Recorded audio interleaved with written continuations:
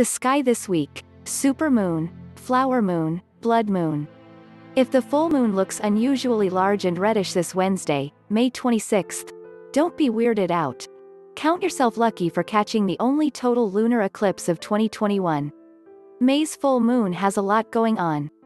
In addition to the total lunar eclipse, which earns it the name, blood moon, because it will have a reddish tint, this moon is a supermoon and the closest full moon of the year, beating out April's full moon by 98 miles, 157 kilometers, meaning it will appear infinitesimally larger to skywatchers on Earth. What's more, May's full moon is known as the flower moon, named for the wildflowers blooming in the northern hemisphere. As with any lunar eclipse, questions abound. What's the best time and place to see the supermoon and the total lunar eclipse? Why will the moon appear red? Is it worth it to get special binoculars or a telescope? Read on to find out. On May 26th, the moon will reach its fullest at 7:14 a.m. Eastern Daylight Saving Time, 11:14 UTC. However, the full moon reaches perigee, or its closest distance to Earth, the day before at 9:21 p.m. Eastern Daylight Saving Time on Tuesday, May 25th, 0121 May 26th UTC, according to Space.com, a sister site of Live Science.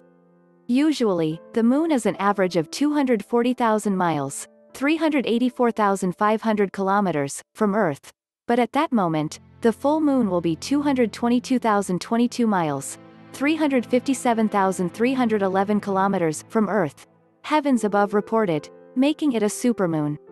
Most people, however, will have their eyes peeled for the total lunar eclipse. Weather permitting, skywatchers in the following places will see the moon become totally eclipsed by Earth's shadow and turn a rusty red for about 14 minutes. Australia, parts of the western United States, western South America and Southeast Asia, according to timeanddate.com. But other areas of the world and all of the United States will be able to see at least parts of the lunar eclipse, including its partial and penumbral phases.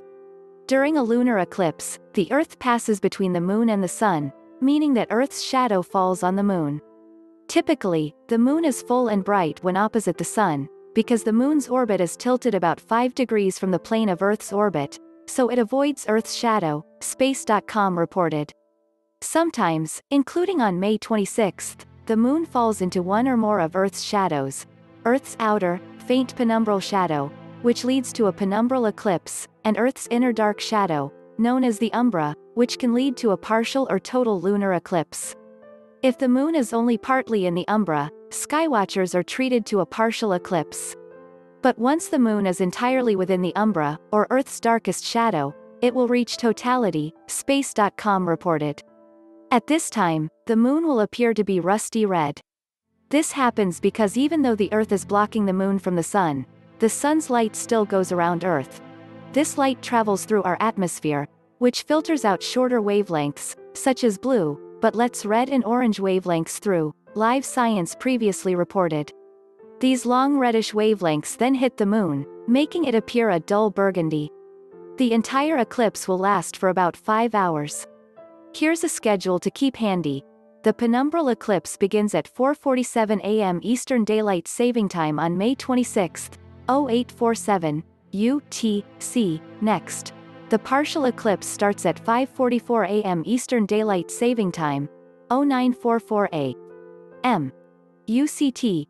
Then the full eclipse happens at 7:11 a.m. Eastern Daylight Saving Time, 11:11 UCT, and lasts for about 14 minutes, ending at 7:25 Eastern Daylight Saving Time, 11:25 UCT. In the middle of that, the maximum eclipse happens at 7:18 Eastern Daylight Saving Time, 11:18 UCT. After that, the eclipse will start to wind down.